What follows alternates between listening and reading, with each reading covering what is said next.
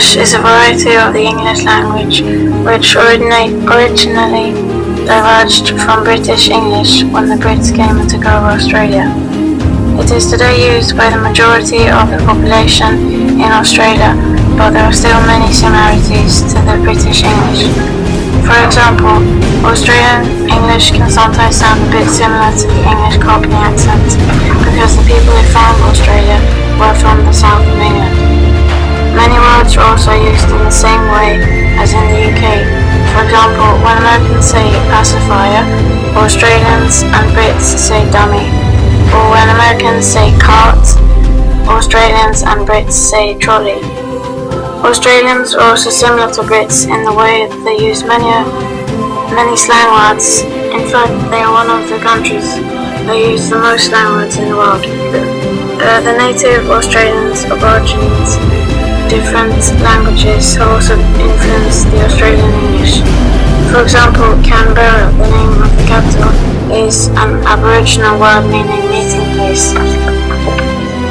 And kangaroo is also Aboriginal, but unfortunately, linguists haven't been able to find the meaning of this word, which most likely is because that the specific accent died out. Some slang words that are more Australian are, for example, bludger, meaning lazy person, barbie, meaning barbecue, and servo, meaning petrol station. So remember these words and facts the next time that you visit Australia.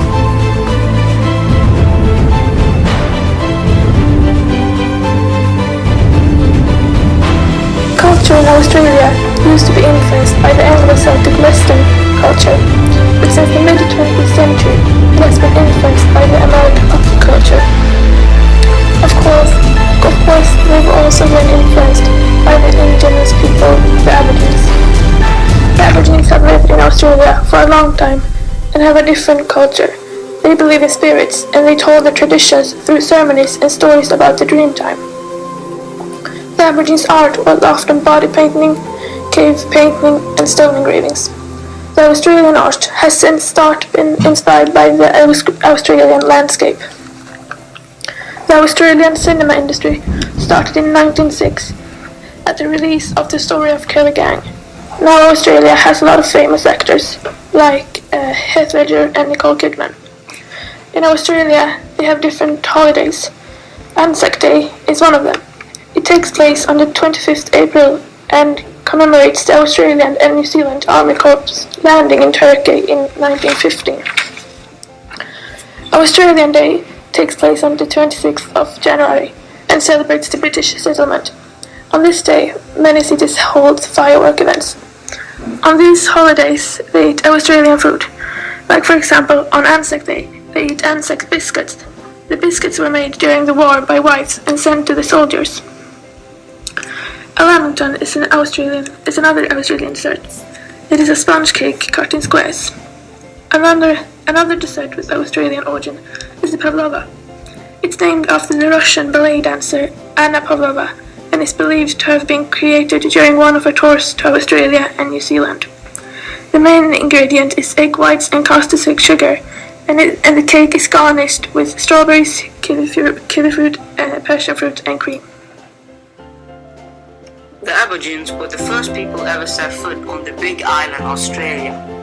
They came for over 40,000 years ago, but it's not clear where they came from.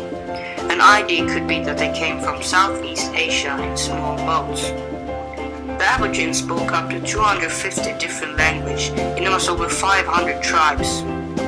In the 17th century, an Englishman called Captain James Cook and his crew arrived in the east coast of Australia and claimed it for Britain. The new colony got their first people sent in boats carrying 1,500 people, which half of them were convicts. Until 1868, the Englishmen sent prisoners to live in Australia because they had too many prisoners in Britain. And during that time, Australia was a brutal place with a lot of convicts and no guards. The 26th of January 1788 was the first time the British people ever set their flag on Australia, and that is the National Day of Australia. The Aborigines had to give up the land when the British came because they were not used to fighting and they could not use war. A lot of them died because of diseases that Europeans brought with them. Botany Bay, or Hell as they called it, was the place where all the prisoners were sent in Australia. It is currently known as Sydney. The story of Aborigines is very tragical because they were not the one to shape the history of Australia. It was the prisoners. And even though Aborigine means urine people, they sadly are not reminding us that. Australia has some of the world's most distinctive and diverse natural environments.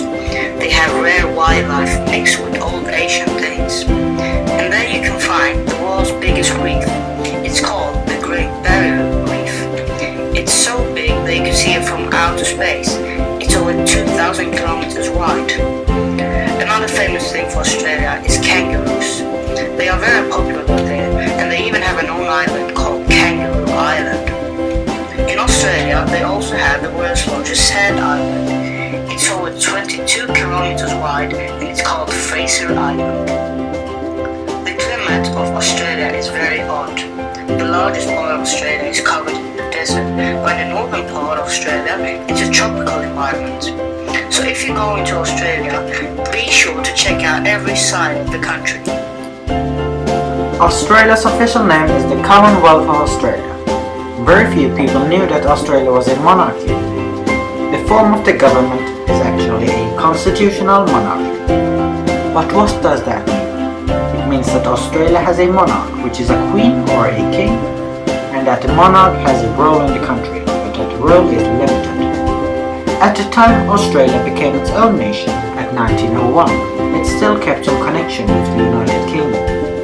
That means that Queen Elizabeth II is the Queen of Australia as well, and that she's also Australia's head of state. A head of state is the public representative of a country, who may also be the head of government. The Parliament of Australia works like this. Voters elect 12 senators from each state and 2 from mainland territories, for a total of 76 senators. Senators from states serve 6-year terms, and those from the mainland territories serve 3-year terms. Australia's Gold Coast is a well-known paradise for surfing. Its weather makes it an ideal destination for all kinds of water sports, and it's not surprising that one of the biggest attractions on the coast is water parks. You can dive or snorkel in the Great Barrier Reef. But except for these water sports, you can do lots of other things too. You can, for example, go on a multi-day hike, pack your backpacks, lace your Gore-Tex boots. Australia's iconic trek in the Overland Tracks in Tasmania is a 6-day, 5-night epic that takes you through 65 kilometers from Crowell Valley in the north to Lake St. Clair in the south.